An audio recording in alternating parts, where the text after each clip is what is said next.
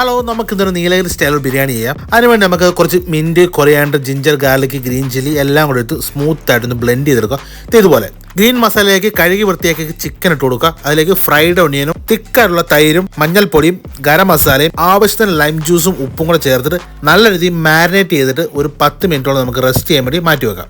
Rice boil ചെയ്യാനുള്ള വെള്ളം തിളച്ച് കഴിയുമ്പോൾ ഇതിലേക്ക് ഹോൾ സ്പൈസസും ആവശ്യത്തിന് ഉപ്പും കുറച്ച് പാലും കൂടെ ഒഴിച്ചിട്ട് തിളപ്പിക്കുക. അല്ലെങ്കിൽ കഴുകി വൃത്തിയാക്കി വെച്ചേക്കുന്ന റൈസ് ഇട്ട് നല്ല രീതിയിൽ ബോയിൽ ചെയ്തെടുക്കുക. ആ സമയത്ത് നമുക്ക് ചിക്കൻ സ്ലോ ഫ്ലെയിമിലിട്ട് ചിക്കനെ കുക്ക് ചെയ്യാം. ചിക്കൻ ഒരു പകുതി വേവായ സമയത്ത് നമ്മൾ പകുതി വെന്ത റൈസിനെ നമുക്ക് ചിക്കൻ്റെ മസാലയിലേക്ക് ഇതുപോലെ ഇട്ട് കൊടുത്തിട്ട് നല്ല രീതിയിൽ ഒന്ന് സ്പ്രെഡ് ചെയ്ത് വെക്കുക. റൈസിൻ്റെ മേളിലേക്ക് ഫ്രൈ ചെയ്ത കാഷ്യൂനട്ട്, അതുപോലെ തന്നെ ഫ്രൈഡ് ഓണിയൻ, മിൻറ്റ്, കൊറിയാണ്ടർ, കുറച്ച് നെയ്യും കൂടെ ഒഴിച്ചിട്ട് ശേഷം നമുക്കിതിനെ അലുമിനിയം ഫോയിൽ ഒഴിച്ച് കവർ ചെയ്ത് വെച്ച ശേഷം ഒരു 10 മിനിറ്റ് സ്ലോ ഫ്ലെയിമിലിട്ട് നമുക്ക് ദം ചെയ്യേണ്ടതുണ്ട്. പിന്നീട് ഫ്ലെയിം ഓഫ് ചെയ്ത് ഒരു 30 മിനിറ്റ് നമുക്ക് റെസ്റ്റ് ചെയ്യാൻ വെക്കാം. അതിനുശേഷം മാത്രം നമ്മൾ ദമ്മ് പൊട്ടിക്കാം. അപ്പോൾ നമ്മുടെ ദമ്മ് പൊട്ടിച്ച് ചെയ്യുമ്പോൾ നല്ലൊരു ഫ്ലേവർ നമുക്ക് വരുന്നുണ്ട്. അടിപൊളി സ്റ്റൈലായിട്ടുള്ള ഒരു നീലഗിരി സ്റ്റൈൽ ബിരിയാണി തയ്യാറായിട്ടുണ്ട്. ഇത് മസ്റ്റ് ട്രൈ ആണ്. നിങ്ങൾ എല്ലാവരും ട്രൈ ചെയ്ത് നോക്കിയ ശേഷം ഫീഡ്ബാക്ക് നമ്മുടെ കമൻറ്റ് ബോക്സിൽ അറിയിക്കുക.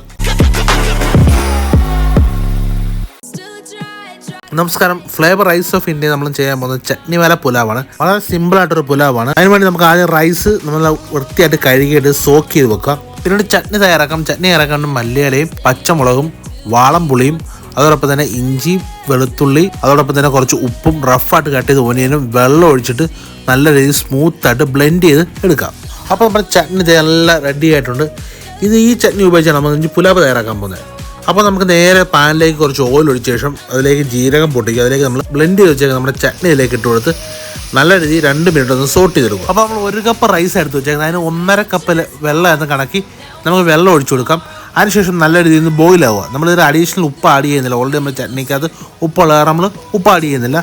പിന്നീട് നമ്മൾ സോക്ക് ചെയ്ത് വെച്ചേക്കാം റൈസ് വെള്ളം തിളച്ച് വരുന്ന സമയത്തേക്ക് ഇട്ട് കൊടുക്കുക. റൈസും വെള്ളം ഒരേ അളവ് വരുന്ന സമയത്ത് നമുക്ക് ഇതുപോലെ ദം ചെയ്യാം.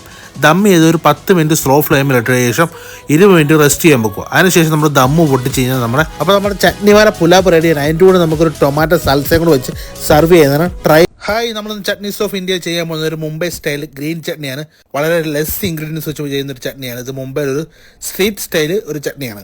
ഒരു പിടി മല്ലിയില, കുറച്ച് ഹോളായിട്ടുള്ള ഗ്രീൻ ചില്ലിയും അതോടൊപ്പം തന്നെ ഒരു ചെറിയ പീസ് വാളംപുളിയും, കുറച്ച് ജിഞ്ചറും ഗാർലിക്കും, പിന്നെ റഫ്ലി കട്ട് ചെയ്ത കുറച്ച് ഓനിയൻ, ആവശ്യത്തിന് ഉപ്പും, ഒരല്പം വെള്ളം ഒഴിച്ച് നല്ല സ്മൂത്ത് ആയിട്ട് ബ്ലെൻഡ് ചെയ്തെടുത്ത് നമ്മുടെ ഗ്രീൻ ചട്നി ഇവിടെ റെഡിയാണ്. കുറച്ച് എരിവും പുളിയും ചേർന്നൊരു ഫ്ലേവറാണ് നമ്മുടെ ചട്നിക്ക്. വടാപ്പാവ്, പാനിപ്പൂരി, ഇതിനൊക്കെ പക്ക ഒരു കോമ്പിനേഷൻ ഈ ചട്നി. അതുപോലെ ലോക്കൽ സ്റ്റൈലുള്ള സാൻഡ്വിച്ചിനകത്തൊക്കെ നമുക്ക് ഫില്ലിംഗ് ആയിട്ട് നമുക്ക് ഇത് സ്പ്രെഡ് ചെയ്യാനാണ്. അപ്പോൾ ട്രൈ ചെയ്ത് നോക്കുക. മസ്റ്റ് ട്രൈ ആണ്.